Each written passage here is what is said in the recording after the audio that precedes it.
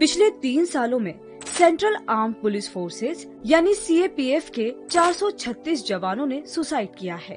आत्महत्या करने वालों में भारत पाकिस्तान बॉर्डर पर मुस्तैद रहने वाले बीएसएफ के 111 जवान शामिल हैं।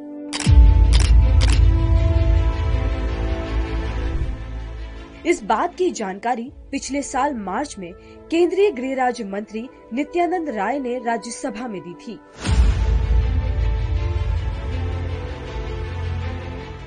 बीते कुछ सालों में सेंट्रल आर्म पुलिस फोर्सेज यानी सीएपीएफ में एक नए तरह का ट्रेंड देखने को मिल रहा है।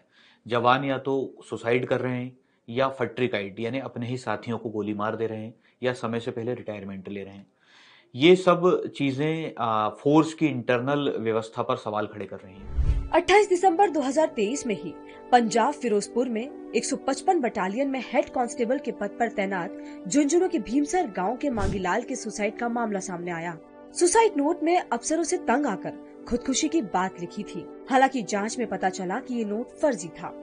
इस केस में मांगीलाल के बेटे राजेश का कहना है कि उनके पिता 30-32 साल से फोर्स में सेवाएं दे रहे थे। उनके निधन के बारे में परिवार को किसी अधिकारी ने नहीं बल्कि एक जवान ने सूचना दी।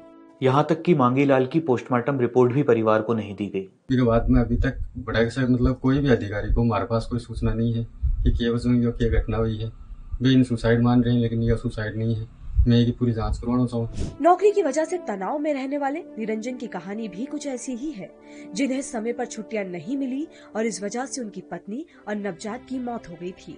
वहीं किडनी की बीमारी से परेशान राम बाबू ने छुट्टी न मिलने से तंग आकर बीएसएफ से ही वॉलंटरी रिटायरमेंट ले लिया था। इस तरह के बढ़ते मामलों को देख होम मिनिस्ट्री ने टास्क फोर्स का गठन किया था। इस जांच कमेटी में इंटरनल सिक्योरिटी के स्पेशल सेक्रेटरी बीएस के कौमुदी, आईटीबीपी और बीपीआरएनडी के 2 आईजी रैंक के मेंबर शामिल थे। टास्क फोर्स ने अपनी रिपोर्ट गृह मंत्रालय को सौंपी थी।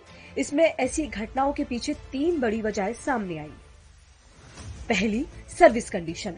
इसमें छुट्टियां ना मिलना सबसे बड़ा फैक्टर है, जिससे जवान ऐसे कदम उठाने को मजबूर हो जाते हैं। दूसरी, वर्किंग कंडीशन। इसमें काम के ज्यादा घंटे, रेस्ट के लिए प्रॉपर टाइम ना मिलना, अकेलापन की फीलिंग होना, सोशल और फैमिली सपोर्ट ना होने जैसी वजहें शामिल है।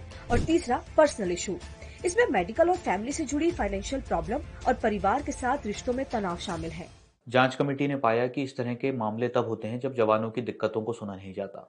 इस मामले में मैंने बीएसएफ के एडिशनल डीजी के पद से रिटायर हुए संजीव कृष्ण सूद से कुछ सवाल किए। पहली चीज तो ये है कि हमारी जो है सर्विस कंडीशंस बहुत टफ है। ठीक है, एक जवान हमेशा बॉर्डर पे रहता है और उसको फैमिली के साथ रहने के बहुत कम मौके मिलते हैं और सर्विस कंडीशंस बहुत टफ है। आप देखिए ना, हर इलेक्शन में जम्मू कश्मीर छोड़ दीजिए जहां पर एलसी है, बाकी जगहों से 1/3 और या इवन ज्यादा भी ट्रूप्स विड्रॉ कर लेते हैं बॉर्डर से। तो जिस बंदे ने आमतौर पे 12 घंटे की ड्यूटी करनी है, वैसे तो 8 से ज्यादा नहीं होनी चाहिए, पर जवानों को इस सर्दी में, भरी गर्मी में बहुत लंबी ड्यूटीज करनी पड़ती हैं।